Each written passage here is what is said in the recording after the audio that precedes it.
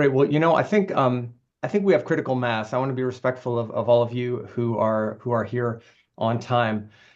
Um, I hope this will be a relatively informal session. I know many of you have been involved in discussions of the rainy day fund, and some of us have, tried to make our way up the learning curve. We are fortunate to have with us today a couple of people who are as far up that curve as you can get, in Carolyn and Anne from the LAO. And I've asked them to come and help us as organizational leaders in many cases think about um, what some of the reforms to the rainy day fund that are sort of out there being discussed right now mean for other aspects of the state budget. There's a lot of complexity here. There are a lot of moving parts um, that I certainly don't understand, but that I know others of us who have different priorities as we talk with our friends in Sacramento are trying to get a handle on. And so Anne and Carolyn have been kind enough to come and talk in their role as part of the Legislative Analyst Office. So theirs is a very specific role as advisor to the legislature. So they do not, and Anne and Carolyn, correct me if I'm wrong here, but they do not talk in terms of should. They lay out options for the legislature to consider in order to put the best policies in place for the state. So they're here in that context. We are also fortunate to be joined by our friend Irina Asmundson. Irina is the former chief economist at the Department of Finance.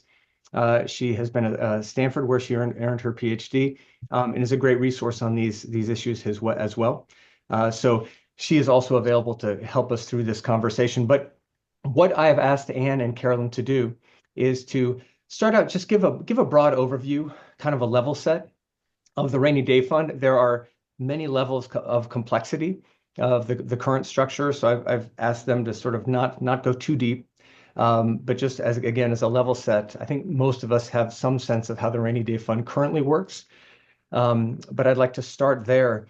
I have a number of questions for them to get the conversation going, but I hope you will think about questions that you would like asked as we think about the next year or two, some of the reforms, as we know, that are being batted about.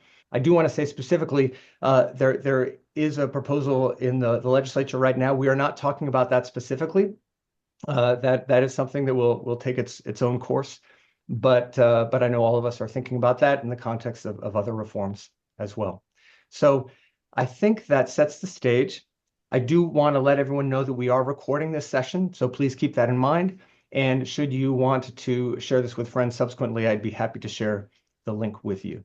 So with that, if there are no questions, I would like to hand the floor to Anne and to Carolyn to give us that level set, that overview of the rainy day fund.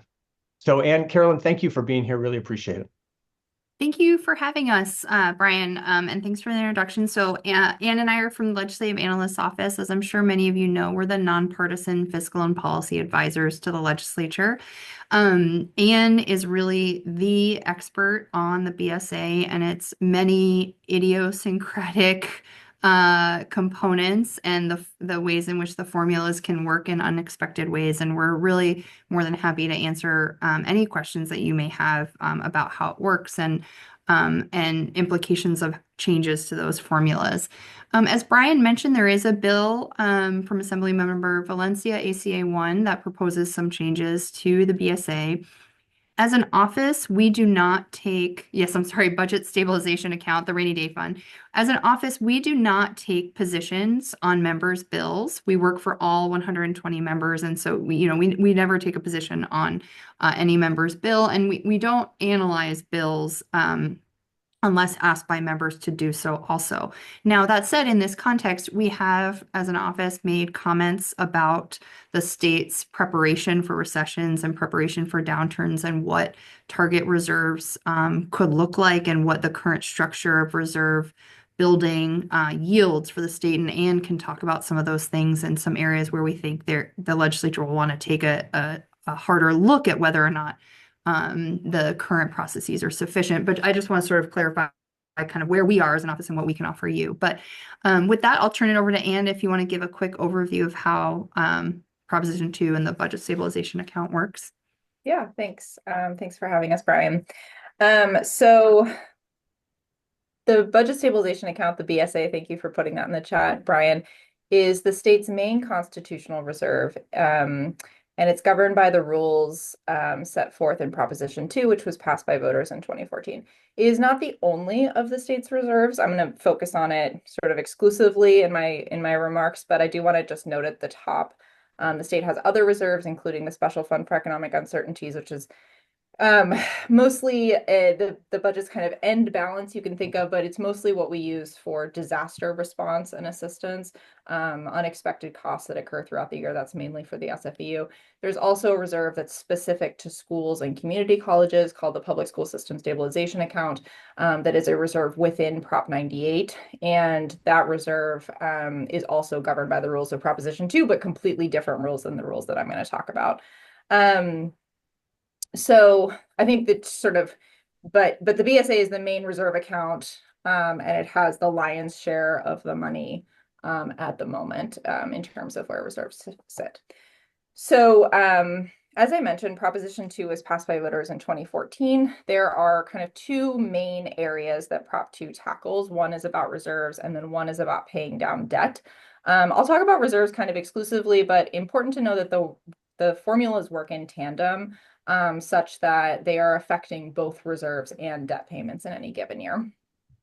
So just on like a broad basis, there are two main components of the formulas that require the state to set aside money every year into the BSA.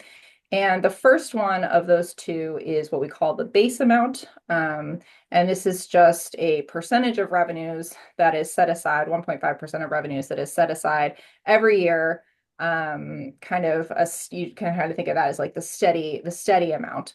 And it's not going to change much from year to year. And that's split half and half to reserves and debt payments. And then there's also a component that is a bit more complicated called excess capital gains. And excess capital gains, the principle here is that the state has, a number of sources of revenue that are very volatile, meaning that some years they go way up and some years they go way down. And one of the biggest ones there is capital gains revenues, which are based on the sale of assets, like from the stock market. And of course, when the stock market goes up, capital gains revenues are going to go up, and when the stock market goes down, vice versa. And so the state sets aside a share of capital gains that exceed a certain threshold. The idea is that we're taking these kinds of peaks off of, big years of revenue growth, setting them aside, and then having that money available for future years when the state needs it. So that's the basic principle behind excess capital gains. The actual mechanics of the formula are actually quite complicated, but happy to kind of dive into that in more detail later if folks are interested in the more nitty gritty, but I didn't want to get too much into the weeds.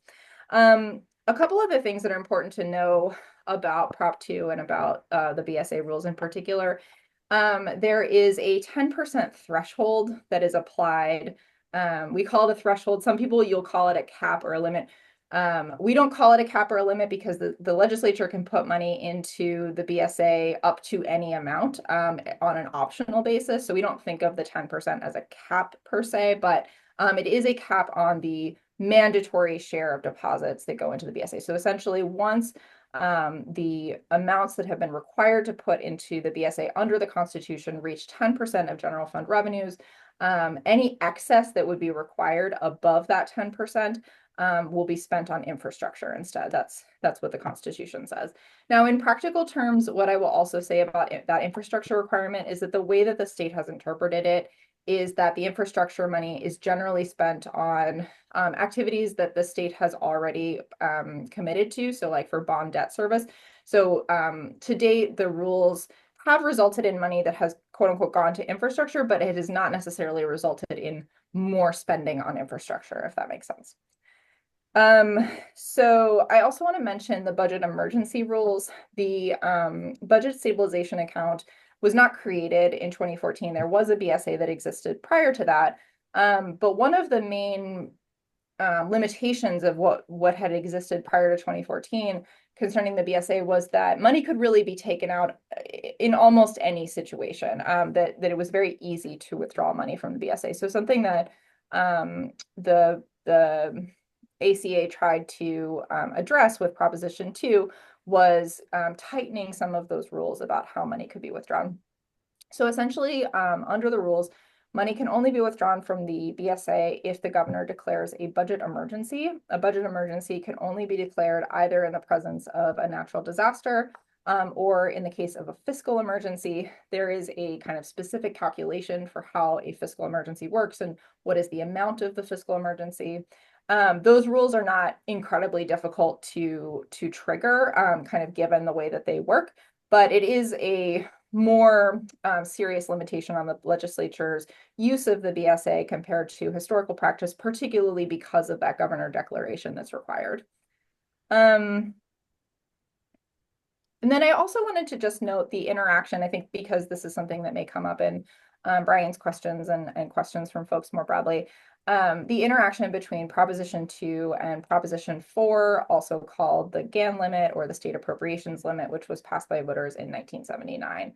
So the GAN limit or the state appropriations limit is an annual limit on, essentially, you can think of it more as like a revenue limit than a spending limit per se, but it limits the amount that the state can spend to the amount that was spent in 1979, adjusted for changes in the economy and population. And the GAN limit or the SAL, it can be very restrictive in some years. It really has played a really significant role in the legislature's decision making, and has posed an important constraint to the budget process.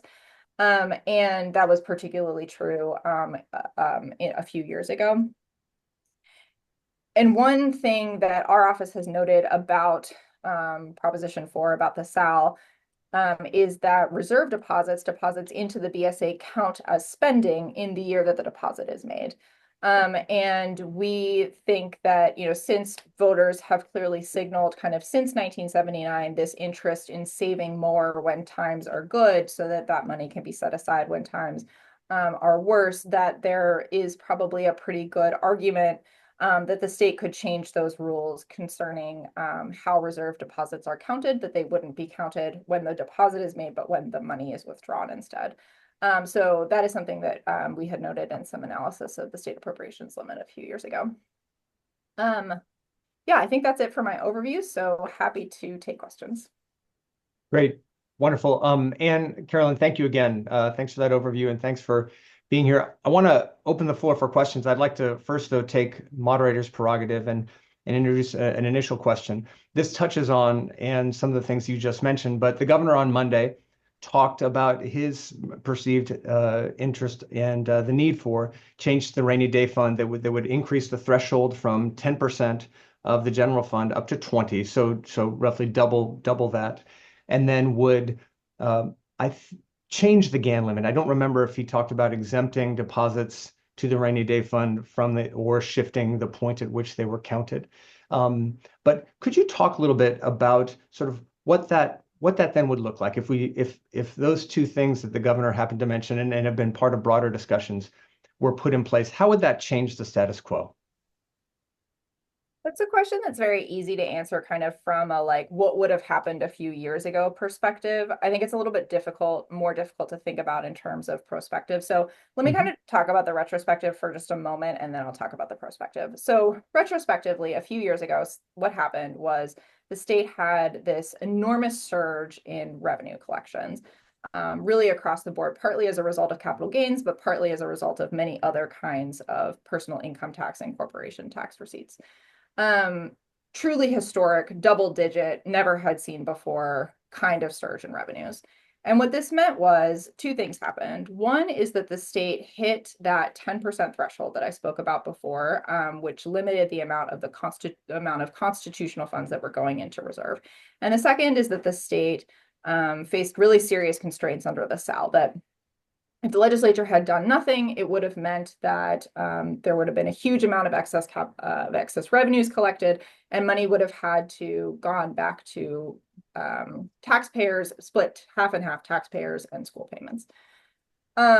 So had the rules been different at that time, right, had reserve deposits not counted toward the BSA, that would have changed that picture maybe a little bit marginally, right? It wouldn't, we're talking about $2 billion on an excess in the scope of things of like 2030. So maybe it changes things a little bit differently. But essentially what it would have meant is more money would have gone to reserves in those couple of years by maybe $2 or $3 billion. And so the state would have had that additional $2 or $3 billion in the last couple of years when we've faced pretty serious budget deficits. So, almost $60 billion at a budget deficit last year, and even more, or sorry, less, but also double digits in the year before. So, of course, that would have helped those $2 or $3 billion, and that would have been helpful for the state in managing the current revenue downturn. The caveat I want to put on this is that this situation is possibly extraordinarily unique. This is possibly a once in our lifetime situation. It is very possible that the confluence of events that we saw in the last few years will never happen again as they happened in those years, that we will never see a revenue surge of that size again, that it would not come from, the specific sources that it came from, that it would not happen at the same time. There's just sort of like, I think you have to put a very strong asterisk in your mind of like this thing, just because it happened very recently and it was very important and it had a very big deal, that it doesn't necessarily mean that it's exactly what's going to happen going forward. So I say that because we think, we haven't done modeling to this extent yet, but it is something we plan to do. But we don't necessarily think that just raising the threshold on the BSA would likely do much. It maybe would have done about, even in the most extreme cases with the most favorable circumstances, it resulted in $2 or $3 billion additional in BSA. In the future, with different situations, maybe it results in nothing additional in the BSA. So something that, we have noted, kind of in response to, for example, questions in testimony on this, is that other changes we think are most likely needed in order to, if the goal is to build more reserves, that other changes would be most likely needed. And what are some examples of those changes that you have suggested as an office might be important to increase the size of the rainy day fund? Yeah, I mean, we haven't put forward any specific, obviously, recommendations on this, although, it is something we've noted that we're working on. There's very obvious changes, right? You can raise the amount of the base that goes to the BSA. You can change the threshold for capital gains. And then something that we've also talked about is that you could change the measure of volatility more broadly, right? So right now, Prop 2 only looks at capital gains revenues, and those are a source of revenue volatility for the state, but they are certainly not the only source of revenue volatility for the state. And in fact, in recent years, many other sources of state revenues, including the corporation tax, even withholding in the personal income tax, which we used to think of as a very stable revenue source, has now been exhibiting increasing signs of volatility. So another approach would be to kind of look more broadly at volatility writ large, rather than focusing on just this one source. Okay. Great, thank you. I want to go bring in Irina Asmundsen if she's at a safe place on her drive to get engaged. So Irina, I just want to flag that for you. But let me ask one more question if no one else has a hand up. If very simply for the layperson, if we're saving more in the BSA, so if we made changes so that we actually as a state over time we're saving more for a rainy day, how does that affect? Is it a zero-sum game? I guess I would say, in terms of spending on other priorities. I've talked with some, friends who work in education and who are very concerned about education spending and frankly want the state to spend more on education, are concerned, well, gosh, if we save more, are we going to be spending less on this other priority that I care about? How would you suggest that we think about that?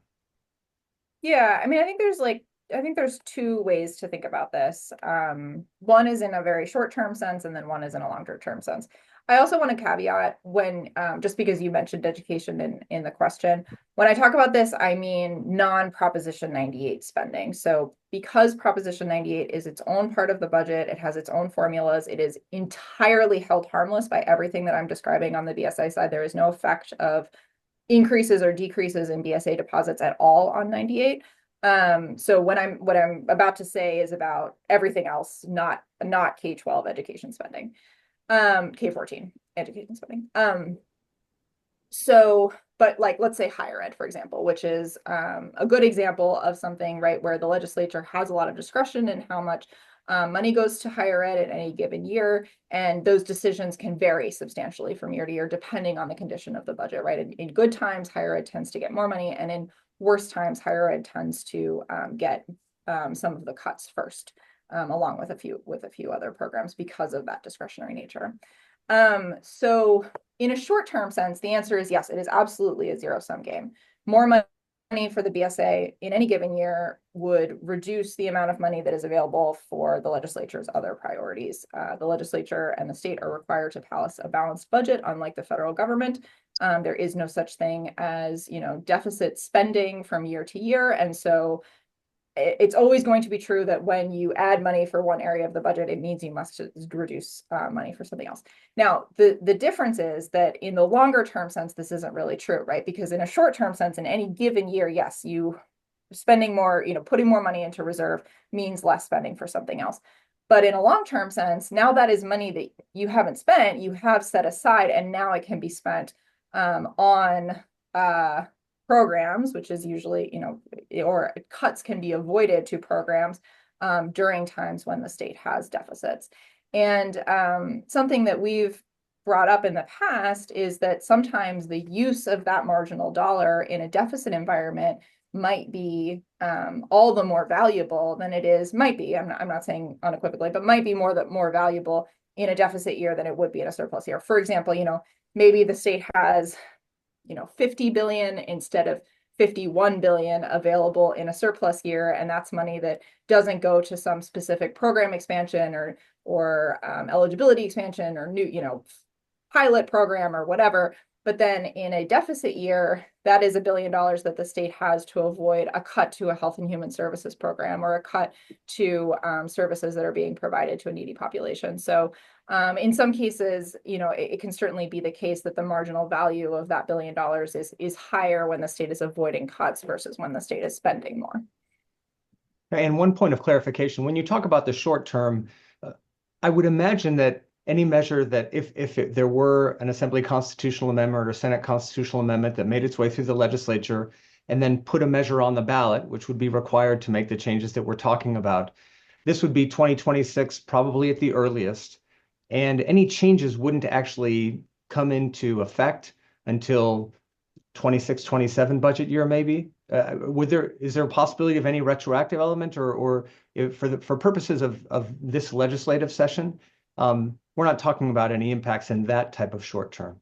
Is that right? Yeah, we wouldn't be talking about, right, exactly. So a constitutional measure isn't going to go before voters before 2026, and you can't, you could in theory make them retroactive, but I can't imagine why you would do that. Right. So yeah, I think we're really talking about, so November 2026. So maybe, governor's budget for the 27-28 year would be the first year where you would see an impact of a rule change like this.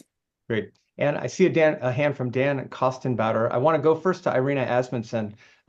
Irina, to bring you in. I know you've been thinking a lot about sort of these issues, and unlike the LAO, you have the freedom to opine without constraint. Love to hear your sense around sort of based on what you know of the current rainy day fund, the needs of the state's budget, our revenue volatility, sort of among the reforms that are out there, sort of what are the things that you think are the most promising? Thanks, Brian. First, I want to say, Carolyn and Anne, it's so nice to have you lay out so well, exactly what's going on and what the options are. I will abuse my privilege as a non-state worker anymore to mention that there's one budget constraint that we haven't really talked about, which is the political will budget constraint. And so the budget stabilization account was initially set up because, as Carolyn and Anne pointed out, we don't want to have to cut things during bad times. And the way that our budget in California operates, we really want to cushion the private sector when they are laid off, when when property taxes go down. And so the budget stabilization account really makes things easier for budgeters when times are bad. So that's one benefit. But any change to the BSA is going to require a lot of political capital.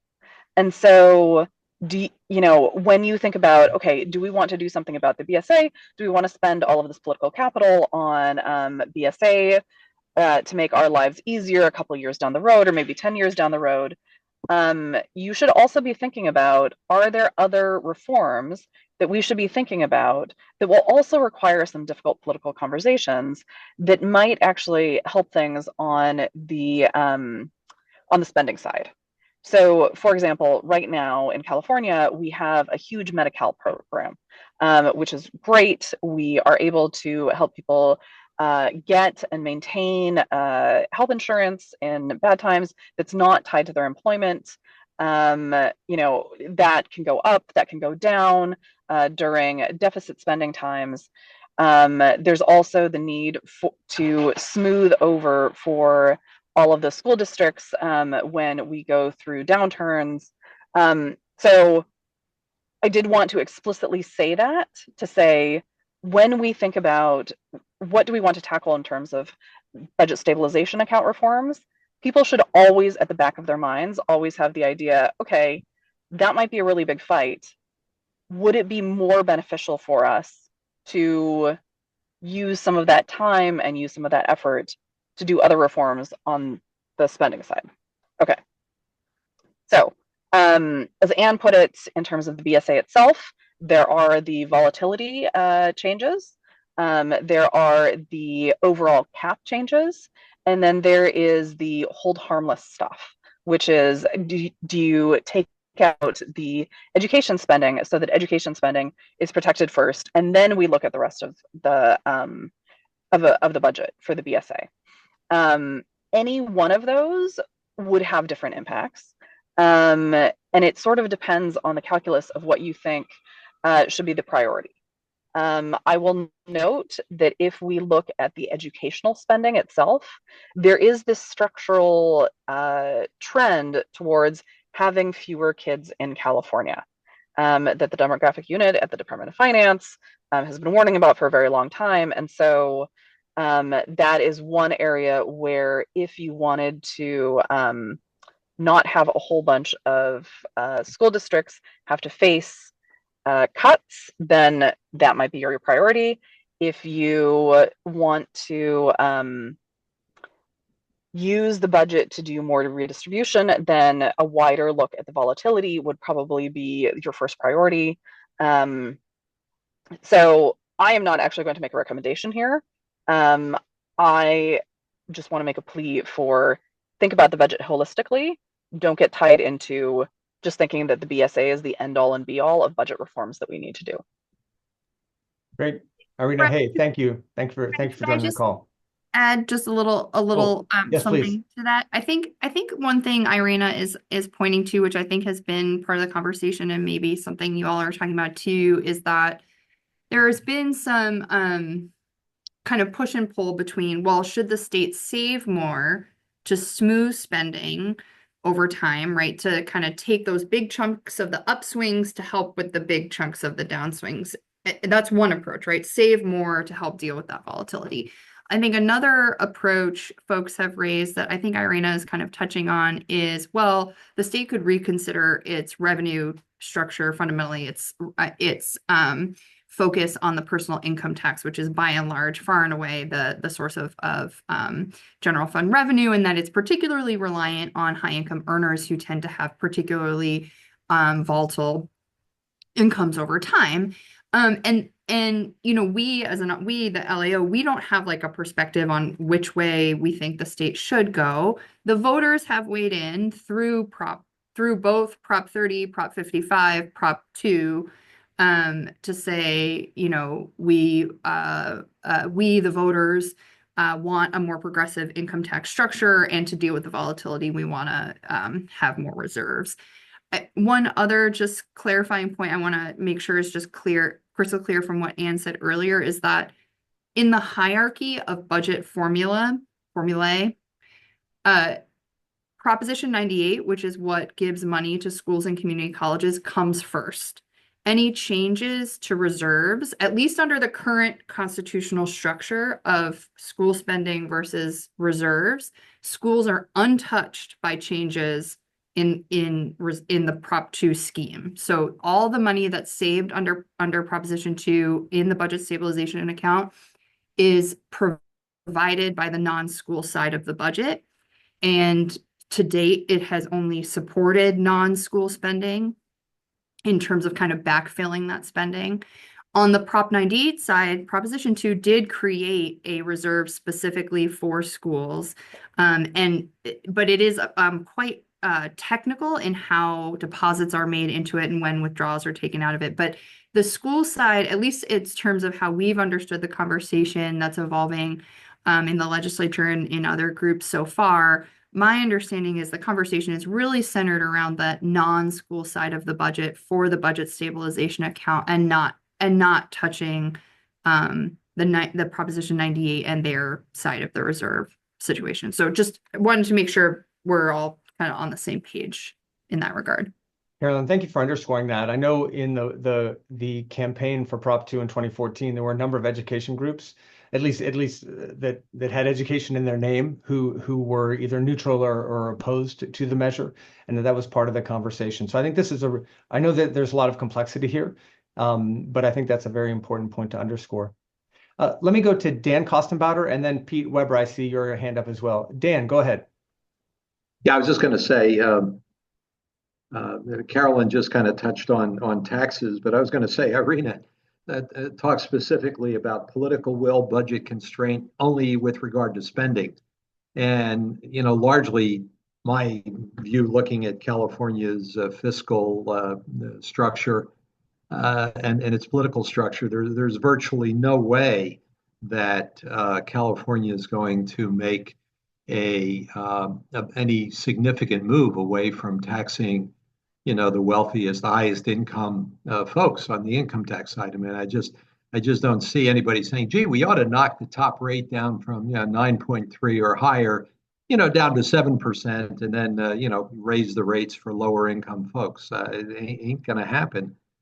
So in that context, I was just wondering, if Ann or Carolyn, have any sense from their interaction with the legislature whether legislators are seeing the benefits of a strong rainy day fund in terms of California's general business climate, because with a highly progressive and a highly volatile tax structure and a small rainy day fund, what's the answer? Well, the answer, let's not cut Medi-Cal spending, let's raise taxes.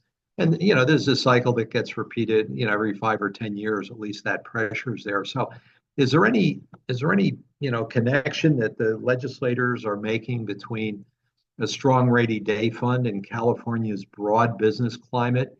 Because the strong tendency of our legislature is to look to fiscal issues, fiscal deficit solutions, is far more interest on the tax side than on the spending cut side, although that's kind of where the effort has been in recent years. But the stronger rainy day fund would mitigate that impetus. So just curious if you've got any sense of feedback from legislators on that issue.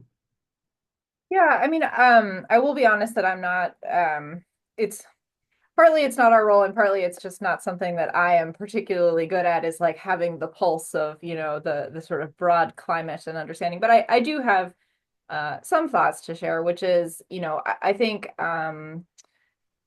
there is definitely an understanding in the legislature of the trade-offs involved here, right? Of the fact that, on the one hand, voters and the legislature itself have expressed a strong preference, as Carolyn mentioned already, for taxing higher income people at higher rates, for taxing capital gains at like other kinds of income, for providing more exclusions and deductions for lower income people.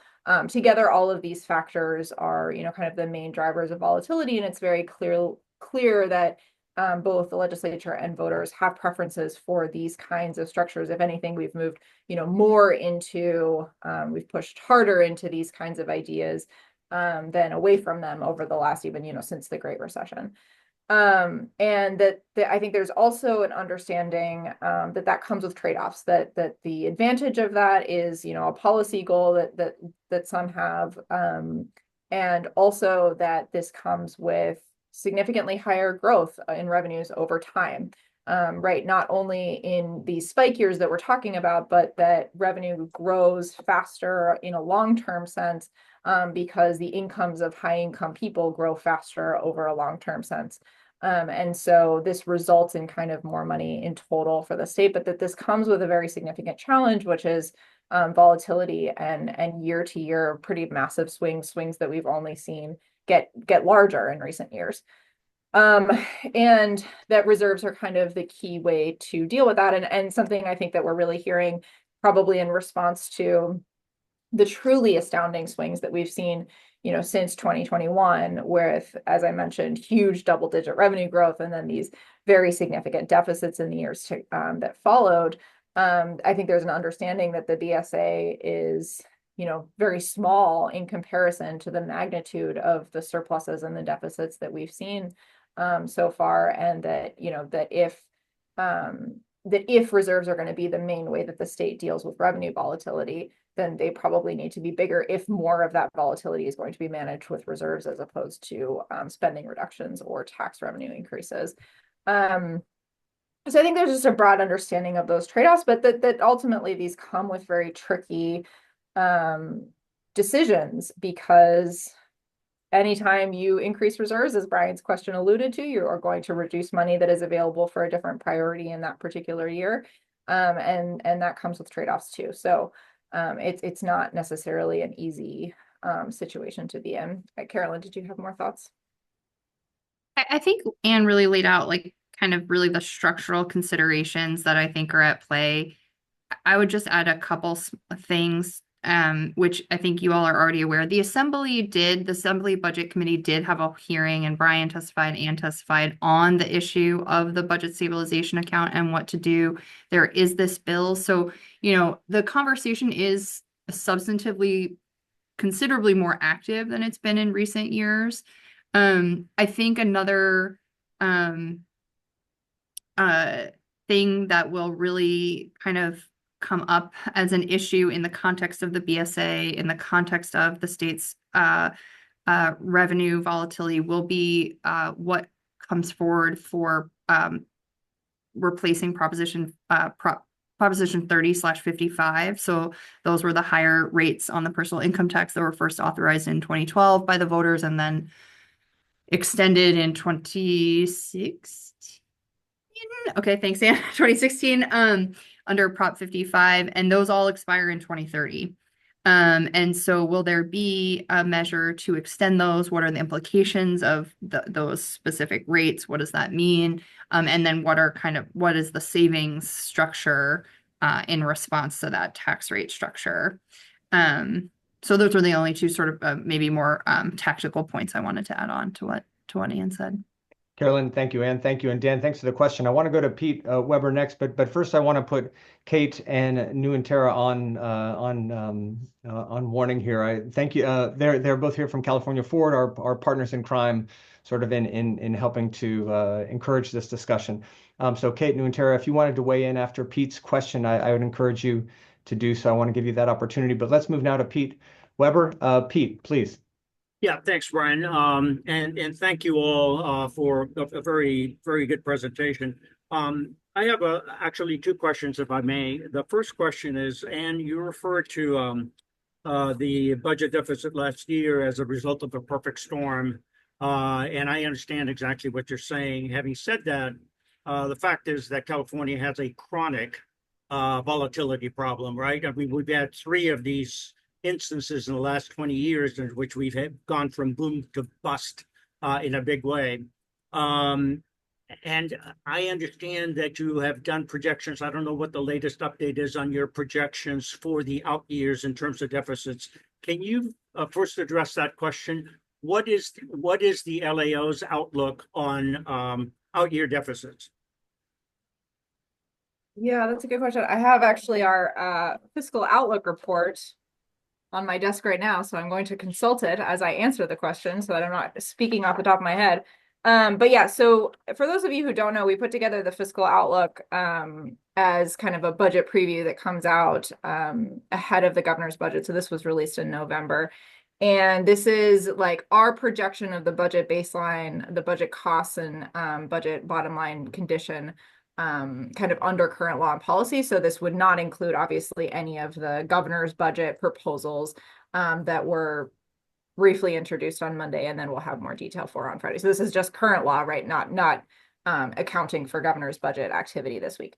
But under current law, our projections for multi-year deficits are around 20 to 30 billion from 26-27 to the last year of our outlook, which is 28-29.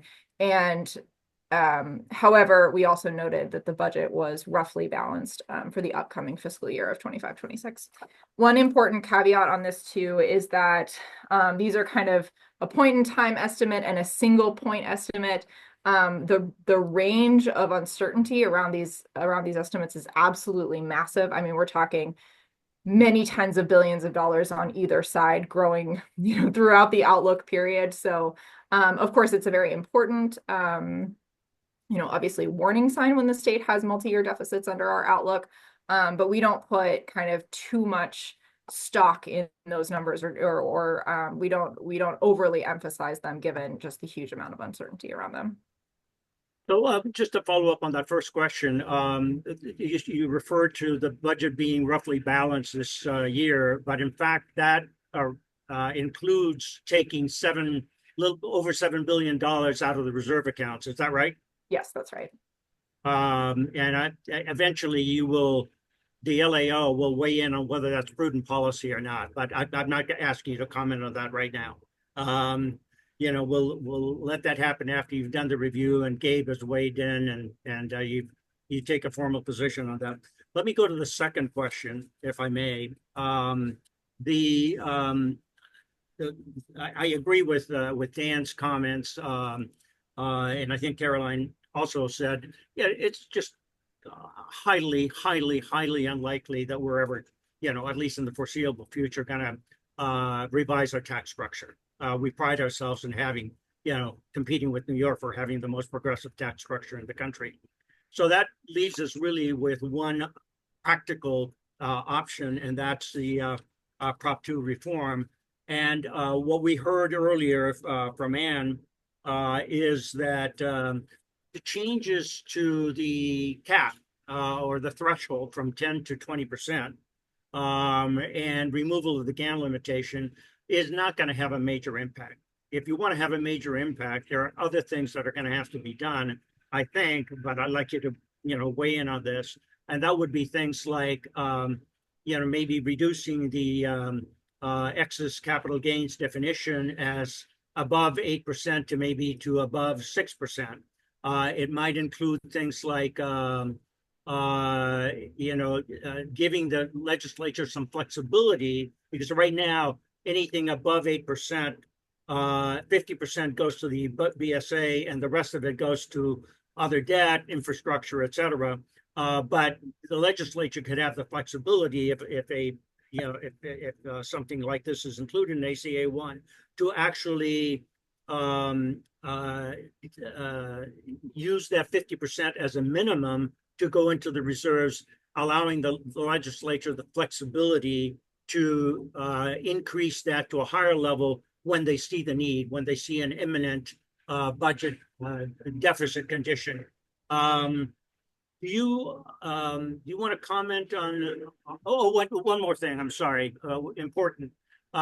If you do the math, raising from 10 to 20% has absolutely or virtually no significance unless you also increase the mandatory from 1.5 to some higher number, 2.5%, for example. If you go to 2.5%, you have a higher likelihood that you will actually produce a higher reserve.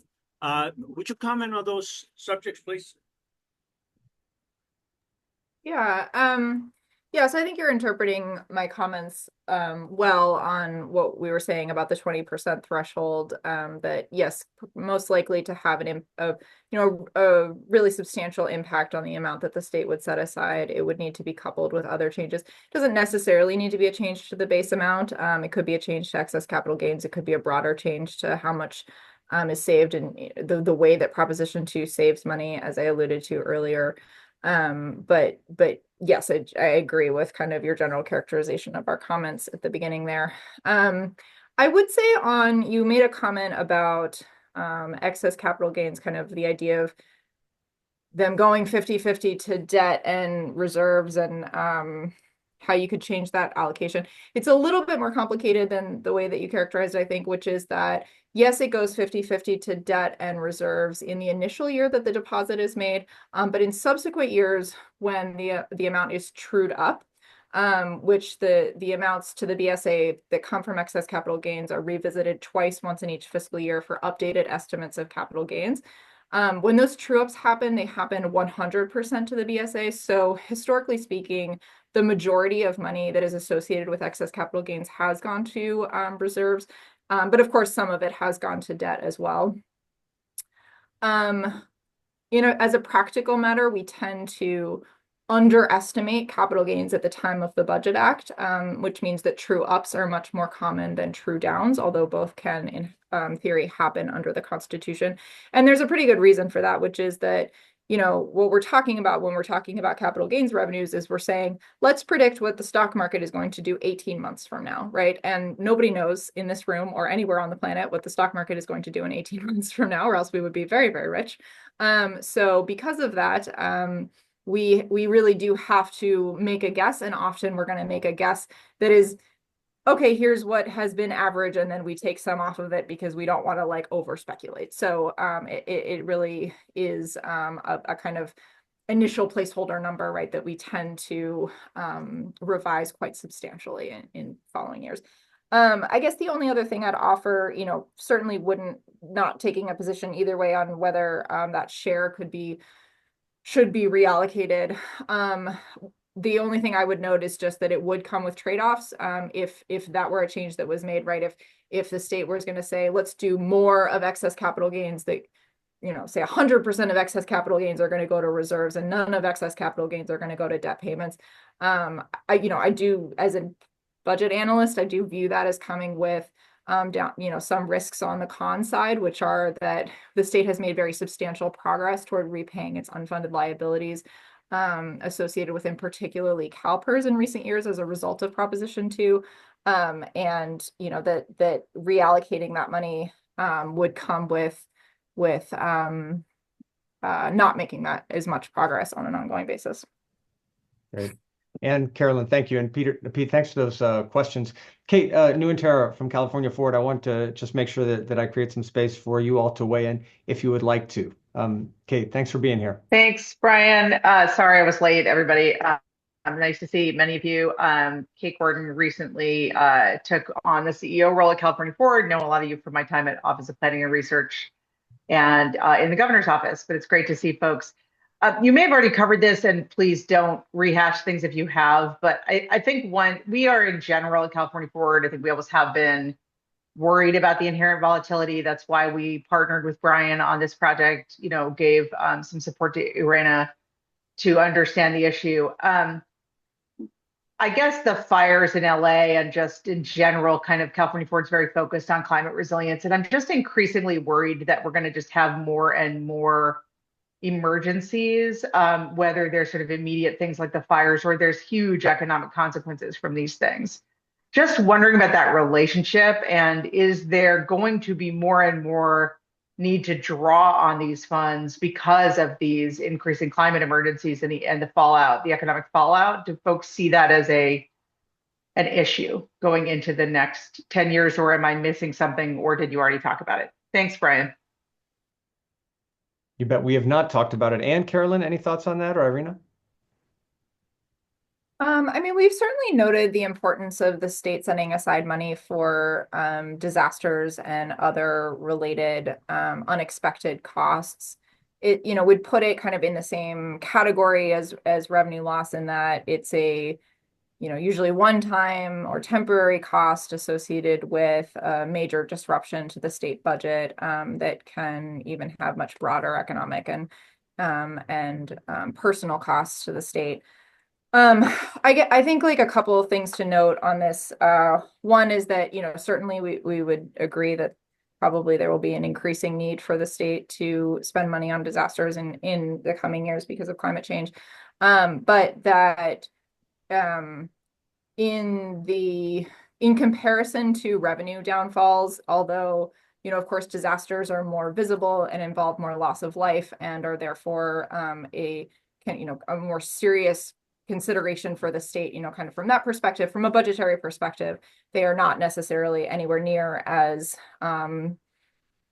impactful to the state's budget bottom line as revenue shortfalls are, right? Revenue shortfalls tend to be in the many tens of billions of dollars over several years. We're talking about maybe $100 billion collectively, even from the last few years. Whereas disaster costs, we're probably talking in the billions of dollars, mostly because the federal government historically provides about 90% of the costs associated with response and recovery to federally declared disasters, whereas the state provides, and the state and locals share in the remaining 10%. So yeah, so certainly an important issue and one that we have encouraged the legislature to think about as something to save for in addition to revenue shortfalls, but in the order of not in the order of magnitude in terms of revenue shortfalls. Great. And thank you, Kate. Thanks for the question. Carolyn, you want to weigh in?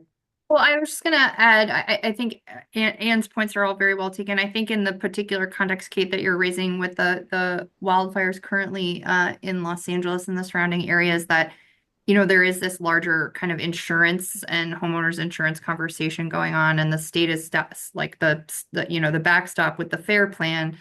And there are probably going to be near-term budget implications on the FAIR plan that is going to create some significant budget pressure. I think we have not weighed in on this specifically, but I would tend to think of these issues like, how does the state structure a functioning insurance system for homeowners compared to how does it build reserves for like its underlying programmatic responsibilities as like a bit of separate policy issue. There's definitely this near-term issue I think that's going to be coming up, but maybe thinking of them a little bit separately. But your point is also well taken that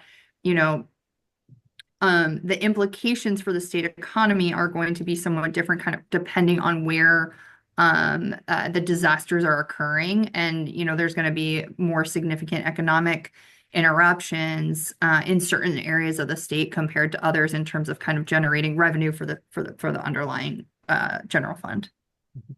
Thanks for that. Yeah, I think that is a really important point. I mean, we treat these as if they're one-off disasters. They're actually becoming fairly predictable chronic issues, and to some extent probably will have an effect on people leaving the state, revenue loss, infrastructure issues to our logistics system and other parts of our economy. So I think they will be more and more significant. And one question to think about for all of us, I think, is how are we structuring the budget so we are managing for that, given that it is actually becoming more predictable and pretty clearly increasing from the science. So thanks so much for that answer. I appreciate it, Carolyn.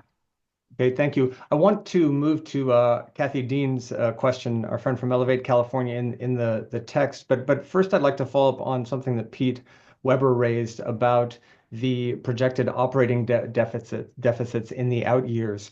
Some of our partners, when thinking about reforms to the rainy day fund, have said, look, we've got a lot of questions about sort of our budgetary well-being in the short term. Those are short-term problems we have to handle. Maybe we should wait until the budget is a little more settled. Maybe we have sort of balanced budgets out into the future before making changes to the rainy day fund. How would you think about that, responding to that question?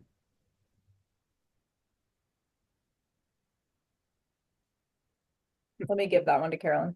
Yeah. I mean, they're both challenges, right? I think as we highlighted in our outlook, these these deficits of 20 to 30 billion in the multi-year are significant. They may not materialize, right? We're talking about these deficits are predicated on revenue estimates basically 2 years into the future. And many things about the economy could change between now and then, such that those deficits could be far larger than our estimates, or they could be far smaller. And so that isn't to say that we should just brush the structural balance of the budget under the rug. But it is to say that they're not a certainty. And so our guidance to the legislature going into this budget cycle has really been to really use the budget process as an oversight tool to start thinking about which programs are working well, which programs could use changes in order to be more effective, and therefore also which programs maybe the legislature may want to pare down to bring expenditure growth more in line with revenue growth. One of the things we also pointed out in our outlook in November was that expenditure growth was coming close to being higher than revenue growth. Typically in our November outlook, which as Anne mentioned, is based on current law and policy, right? It's just assuming the implementation and continuation of existing policies. The expenditure growth is usually around 3.5–4% per year. So that's like our baseline. In this outlook, Anne can correct me if I'm wrong, I think that the expenditure growth was closer to something like 6%. That's considerably higher than what, 5%, Anne? Okay, 5. So it's a good bit higher than where we've been in the past, and it's starting to approach our average revenue growth path over the last 20, 30 years. Which means there's really not a lot of capacity or really no capacity for new spending. If your average revenue growth and your average expenditure growth are now kind of synced up, you don't have capacity to do more. And in fact, if you don't have sufficient reserves, you actually don't have capacity to do that because you're going to have some up years and some down years. So, I guess for our part, they are both key issues that the legislature will want to consider, both how to bring revenues and expenditures into alignment and how to smooth spending over time. And, we've said in the past that there's not necessarily a right level of reserves, but we have said also that the BSA with its 10% threshold does not come close to saving the amount that is needed in the kind of average downturn that the state tends to face. So these issues are a bit inexorably linked to some degree. So I've muddled through your question, Brian. Hopefully that was helpful. Well, and Carolyn, if we have a $20 billion budget, we're not likely to have a lot of excess capital gains revenues, presumably. We could, I guess, but it's not terribly likely. And then if I understand it correctly, the base amount can also be put on hold if fiscal conditions would suggest that. That's correct as well. The state can suspend deposits to the budget stabilization account if a fiscal emergency is declared. Yes. Right. Okay. Brian, can I make just a couple of observations? Yeah, I want to be Pete, can you hold just one moment? Let me go to Kathy's question because it's been sitting out there. And Carolyn, I don't know if you've seen Kathy's question in the text about the amount of reduction in unfunded liabilities that have been owed to Prop 2. Do either of you have an estimate on that? Yeah, I pulled it up when I saw the question come through. So, so just in terms of money that went from Prop 2 to either PERS or STRS or UCRP over the last decade since Prop 2 has been in place is about 10 billion, just less than $10 billion. In addition, the state has been pre-funding retiree health. So retiree health historically was on a pay-go system, meaning that the state was paying for benefits contemporaneously with people receiving benefits. Whereas our pension systems are, for the most part, except for the unfunded liabilities, pre-funded, meaning that money is set aside in the paycheck of the current person who is eventually going to be retired. That money is invested, and then those investment returns plus the money that was set aside is what is used to pay for that person's retirement in the future. It's sort of conceptually, very roughly. Of course, the money's all, in one account coming all together, but conceptually you can think of it that way. So the system, the retiree health system was historically PAYGO. We've moved to we're trying to move to a pre-funding system, which means that a lot of money needs to be set aside in excess of what we're currently paying for retiree health benefits today. So the amount from Prop 2 that has been going to pre-funding that unfunded liability is also $3 billion. And then in addition, in 2017-18, the state put aside used money from its cash reserves to put another $6 billion into the state's pension, main pension system, CalPERS, and then has been repaying the loan that is associated with that borrowing from the state's cash system using Prop 2 as well. So if you add up all of those things kind of collectively, you get to over 15 billion in funds from Prop 2 that have gone toward essentially shoring up our unfunded liabilities is how you could think about it. And thank you. And Kathy, thank you for the question. I've kept folks 2 minutes longer than I intended to. And so I want to create space for people to leave if they need to. I know Pete did have another question. And Carolyn, do you have another couple of minutes that you might be able to stick around for that? Wonderful. I invite anyone who's interested to please stick around. But if you have to go, certainly understand and very grateful for your time. Pete, go ahead. Yeah, thank you, Brian. Carolyn, I just wanted to get a reaction from you to a couple of things. I get your point about predictability of out-year deficits. On the other hand, I think volatility is a virtual certainty, right? I mean, that's a history of California. There's every reason to believe volatility will continue and that we will need reserves. And the reserves that we've accumulated in the past have proven to be inadequate. So the question for me is, should we be using reserves at a time when the economy is strong? I mean, those reserves are primarily aimed at addressing economic downturns, recessions, and so on. We've used them last year during a period when the economy was strong. The economy remains strong. The governor's proposing to use those reserves again this year. Am I missing something here?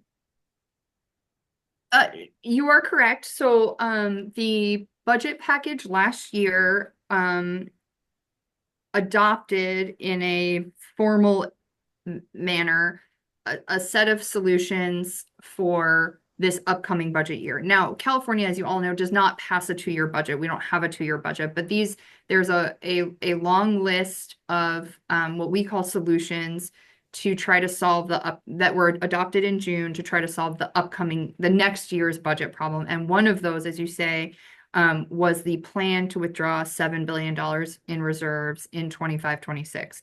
We don't have the detail of the governor's budget yet. We assume they continue that plan because that was the agreement between the legislature and the governor to withdraw that $7 billion. We assume that continues. But so we're not positive. So I just want to kind of lay that out there first. I think, stepping back, I might have 2 reactions to your point. One is that the state has used a very small share of its reserves to date relative to the size of the shortfalls that it's faced, right? As Anne mentioned, revenue declines have been on the order of like close to, I think, $100 billion, $100 billion. And at least in terms of reserve use to date, we're really only at about, I think, maybe 6 billion-ish on the non-98 side. On the Proposition 98 side, I think $8 billion was used. But again, Anne and I are not fully steeped in the school of 98. We play in their sandbox a little bit, but we're mostly on the non-98 side. And so that's a pretty small share, pretty small ratio relative to the revenue decline that has occurred. So the state has been able to use a lot of other tools. This gets at an issue that hasn't come up in this conversation, but one that I think is maybe just worth considering for you all is in these big revenue surges, one thing the state has often done is spend a lot of money on one-time purposes. And, something that I think folks are starting to evaluate is like, were all of those one-time purposes effective? Were they really getting and solving the problems they were intended to, given that they were one-time expenditures? But again, also a lot of the solutions that were implemented in the last couple of years was to pull back that one-time money. So the one-time money is a blessing and a curse in that it creates a cushion for the budget, but it also might not be the best way to effectuate public policy solutions given its temporary nature. The second point I'd make, so one is the small share relative to the revenue decline. The second is that something that we wrote up in the outlook, which is that the stock market is doing great, asset prices are really climbing, but the rest of the California economy, kind of the underlying economy, is kind of meh. Taxable sales are flat to declining. Job growth, there have been no net job gains outside of government and healthcare. And so, it is a bit of a tale of two economies in California where we have the high tech sector, particularly AI, venture capital, some real strength in those sectors.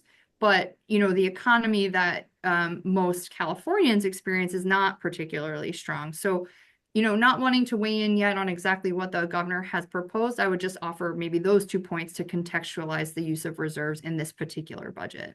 Thank you. Great. Let me ask one more, if I may beg your indulgence here for a few more minutes. We talked about the idea of either exempting spending deposits to the BSA from the GAN limit entirely, or shifting those from the year in which the deposits are made from the year to the year where withdrawals are made. I was having a conversation with someone who has a particular sensitivity around tax increases, and was saying, well, gosh, we if we just exempt these deposits from the cap, it creates a loophole for this new potential spending through withdrawals from the rainy day fund. How would you think about those two approaches to addressing the issues around the GAN limit, and maybe respond to someone who was such as that person I was talking with? I think I have kind of an on the one hand, on the other hand response to that question. On the one hand, yes, exempting more reserves from the GAN limit would allow the state to spend more money. Like that's pretty much what it would mean. And yes, you could, we would argue that the way that it should work is that the deposits would count in the year that they're withdrawn, but so that they're still counted in some year.